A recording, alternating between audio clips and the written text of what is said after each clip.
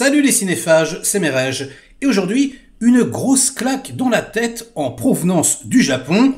Oui, nous parlons du nouveau film de Ryosuke Hamaguchi, qui a gagné il y a quelques jours l'Oscar du meilleur film étranger avec Drive My Car, un chef-d'œuvre, j'ose le dire. Je l'avais placé numéro 1 ex-aequo avec Dune dans mes films préférés de 2021, et j'attendais donc son nouveau film, Conte du hasard et autres fantaisies, avec une impatience non dissimulée. Je me suis jeté dessus, et je n'ai pas été déçu. Aïe aïe aïe, un film à sketch en plus, c'est pas forcément simple, donc 3 moyens métrages qui forment un film de 2 heures, 3 films, on va dire, très féminins. Attention, pas féministe. La différence est subtile, mais oui, on parle de personnages féminins extrêmement intéressants, extrêmement forts, mais on n'essaye pas de vous asséner à coups de marteau une morale ou une idéologie, et ça fait plaisir. Les personnages, ils sont 100% japonais. Leurs problématiques également, ça peut faire bizarre un petit peu parfois, puisque avec notre œil occidental, on pourrait les qualifier peut-être de pervers, un peu de déviants, mais là où c'est extrêmement bien fait, je trouve, c'est que justement, le réalisateur, il aime ses persos. Et finalement, il les accable pas, il les accuse pas, il les aime, et il les laisse vivre, en fait. Et du coup, on a des personnages anormaux, mais qui sont normaux, en fait. Un petit peu bizarre, comme ça, à résumer, mais voilà. Il les filme avec beaucoup de bienveillance, et je trouve que ça fait du bien. On n'est pas du tout dans un film, moralisateur, comme pouvait l'être Shame, par exemple. Dégueulasse, ce film, franchement, je trouve ça mais nul, mais tellement, quoi. Là, on est dans la subtilité la plus pure, et c'est pas étonnant, puisque Ryosuke Hamaguchi, c'est un homme de théâtre, et ça se voit. C'est quelqu'un qui écrit énormément, la plupart du temps, il écrit ses scénarios, c'est un véritable auteur. Il dynamite quelque peu les codes du cinéma japonais, notamment par la longueur extrême de ses projets, comme Senses, qui faisait plus de 5 heures, puis après Asako en 2 épisodes, etc. En plus, c'est quelqu'un qui navigue entre la fiction, le court-métrage, le film documentaire, etc. et évidemment le théâtre. Mais quel œil, mais quelle précision, mais quel talent et quelle confiance en lui il doit avoir pour se permettre de laisser en plan fixe pendant plusieurs minutes ces personnages exister juste à travers des dialogues et nous laisser, nous spectateurs, mais complètement sous le charme, aux aguets de ce qui va se passer, parce qu'en plus on est surpris tout le temps. Quand on joue sur le hasard, sur la coïncidence, vous le savez, dans un scénario, normalement, il y a le droit à une coïncidence. Là, il y a 3 histoires, donc il y en aura 3, peut-être. Et franchement, mais c'est ultra bluffant.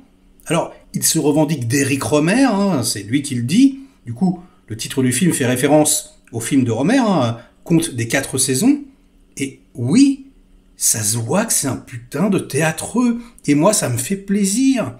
Mais les acteurs, en fait, ce sont plus des acteurs. Ce sont des bébés qui naissent devant vous, quoi. On ne se pose mais plus aucune question. Je sais pas combien de temps ils ont répété, mais ils ont répété et répété et répété, mais jusqu'à plus soif.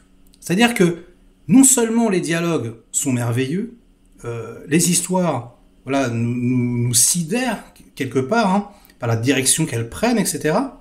Mais surtout, on arrive à lire, et c'est très rare pour moi, dans leur corporalité, parfois des petites choses qui nous manquent. Non seulement on comprend les choses à travers les non-dits, le silence, mais aussi à travers les yeux des acteurs, des comédiens, des personnages devant nous. C'est magnifique à tous les niveaux. Et franchement, ce réalisateur devient quelque part, pour moi en tout cas, le number 1 japonais.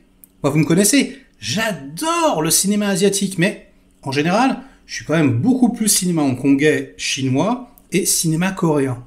Et là, on a vraiment la naissance de quelqu'un, mais qui, à mon avis, va nous mettre claque sur claque dans les années qui arrivent. Et j'ai vraiment hâte d'y être. Il y a quelque part... moi, je suis en deuil en plus, parce que je l'ai perdu, et c'était peut-être mon réalisateur préféré avec Brian De Palma, Kim Ki-duk. Voilà, un Coréen qui avait une tendance comme ça à aller explorer un petit peu les noirceurs de l'âme humaine. Et lui, on va dire que c'est un petit peu le penchant féminin, mais même s'il y a de la noirceur, il y a de la bienveillance. Donc c'est une filiation extrêmement intéressante pour moi, cinéphage. Et du coup, mais je suis amoureux de ce mec. Je suis amoureux de son cinéma. J'ai pas tout vu, hein. Il y a énormément de choses, beaucoup de courts-métrages aussi qui sont très durs à trouver, mais j'ai envie de tout voir.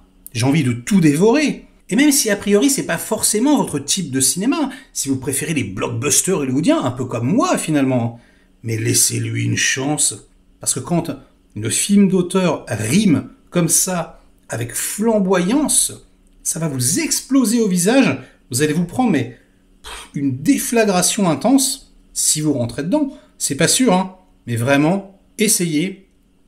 Si vous n'avez pas envie de vous déplacer au cinéma, voilà, commencez peut-être par Drive My Car, qui vient de sortir en Blu-ray, et franchement, dans une copie magnifique.